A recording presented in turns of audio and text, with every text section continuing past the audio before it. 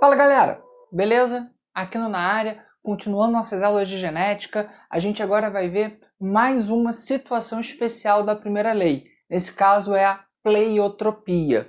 Pleiotropia vai ser quando eu tenho um par de genes que vão determinar várias características no organismo. Normalmente, o que a gente vê? Um par de alelos determina uma característica. Só que nesse caso, eu vou ter um par conseguindo determinar uma série de características no organismo. Então, foi cunhado o nome pleiotropia e desde então a gente usa esse termo. A gente tem tanto para características dominantes quanto para características recessivas.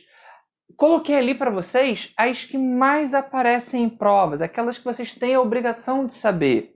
Tá? Primeiro, a síndrome de Marfan. A síndrome de Marfan é uma síndrome com alelo dominante, ou seja, se você tiver um único alelo, você terá a característica.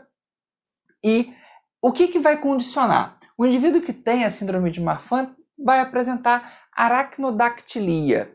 Aracnodactilia significa dedos semelhantes à aranha, né? Aracno é aranha e dáctilo, dedos, dígitos. Então a pessoa tem os dedos alongados, tem uma deformidade nas mãos por conta disso.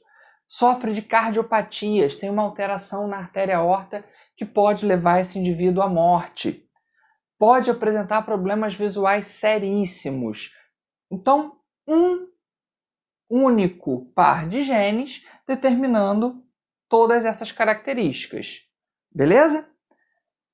Outro exemplo, a fenilcetonúria, que nesse caso é uma doença recessiva, então ele vai precisar ter os dois alelos. A fenilcetonúria, ela aparece bastante em prova, ela é muito comum, é um problema que pode ser diagnosticado bem no início da vida do indivíduo com o famoso teste do pezinho. A fenilcetonúria ela vai se caracterizar pela ausência de uma enzima chamada fenilalanina hidroxilase, que vai ter uma relação com o aminoácido fenilalanina. Depois a gente vai ver especificamente sobre esses mecanismos. Mas nesse momento eu só preciso que vocês entendam essa relação de ter fenilcetonúria e que tipo de problemas isso vai desencadear. Ter fenilcetonúria significa ter um problema na metabolização da fenilalanina. Mas além disso, essa pessoa vai ter uma deficiência na produção de pigmentos, porque existe uma relação direta entre a melanina e a fenilalanina, que é um aminoácido em questão. Além disso, essa pessoa pode apresentar deficiência mental. Por que a deficiência mental? Porque a fenilalanina e a tirosina, a fenilalanina é um aminoácido que vai se relacionar com a síntese de tirosina. Ela é essencial para a formação dos hormônios da tireoide T3 e T4, que são aqueles hormônios que regulam o nosso metabolismo. Esses hormônios eles são tão importantes que eles vão regular, por exemplo, a metamorfose de anfíbios. Anfíbios passam lá da fase de girino para adulto graças a esses hormônios.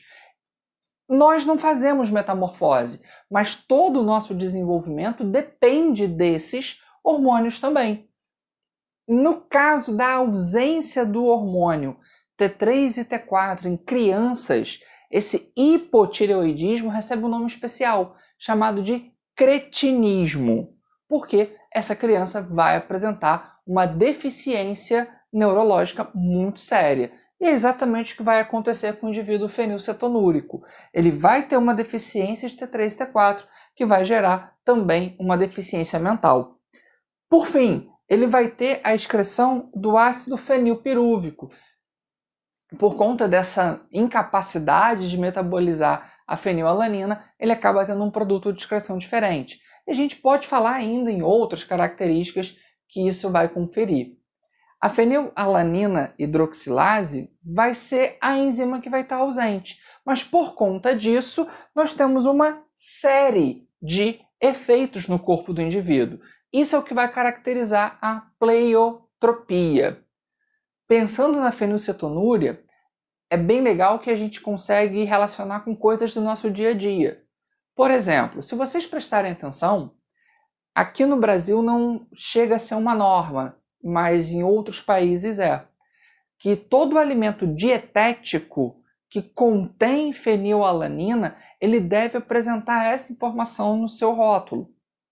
É muito comum os alimentos dietéticos serem ricos em fenilalanina. Então, normalmente, ele vem lá com os dizeres: atenção, fenilcetonúricos, ou este alimento contém fenilalanina, justamente porque o indivíduo que apresenta essa doença, ele vai ter como principal forma de minimizar os danos causados por ela uma dieta pobre em fenilalanina. Tudo bem? Outros dois exemplos aqui rapidinho, só para a gente deixar mais claro: o albinismo e a anemia falciforme. A gente ainda vai falar sobre isso outras vezes, mas o albinismo ele também se enquadra na pleiotropia. Por quê? O albinismo ele é comum em mamíferos, só que em cada espécie ele vai ter uma forma diferente de se expressar. Na nossa espécie, o albinismo ele vai se expressar de 3 formas simultaneamente. O indivíduo ele perde a capacidade de produzir melanina, mas ele perde a capacidade de produzir melanina na pele, nos pelos e na íris, ou seja, ele não tem pigmentação alguma. Em outros mamíferos, a gente pode ver uma incapacidade dessa produção de melanina somente nos pelos, somente na pele, mas ele mantém, por exemplo, a coloração da íris. Se a gente comparar com coelhos, por exemplo, coelhos sofrem da mesma forma que a gente, tanto que eles ficam lá com os olhos vermelhinhos por causa disso, tá bom? E a anemia falciforme? A anemia falciforme é aquela alteração que a hemácia fica com formato de foice, de meia-lua.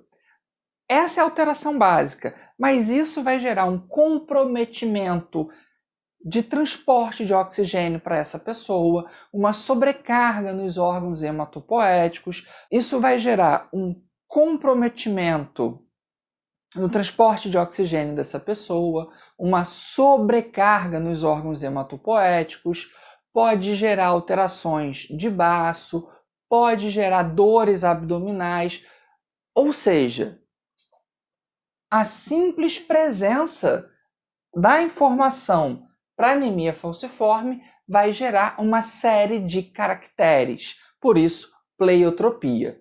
Tá bom, galera? Então, a gente fecha aqui mais esse caso especial, ainda faltam alguns para a gente ver. Lembra de se inscrever no canal, de deixar os seus comentários aqui embaixo, de como eu posso ajudar vocês. Compartilhe o vídeo para quem vocês acham que ele possa ser útil. E é isso. Valeu, galera. Bons estudos!